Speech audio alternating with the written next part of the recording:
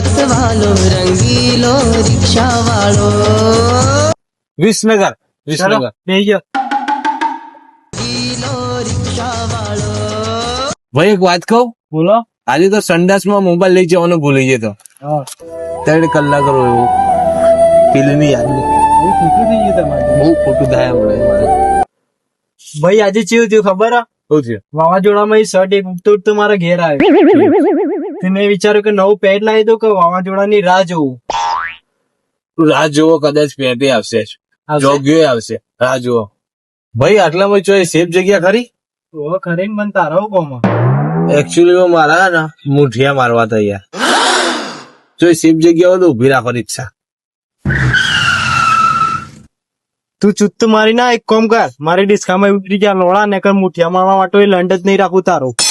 હોશ મારી ના આજ પછી રિસ્કા બિસ્કા તો નહીં મારી લોડા.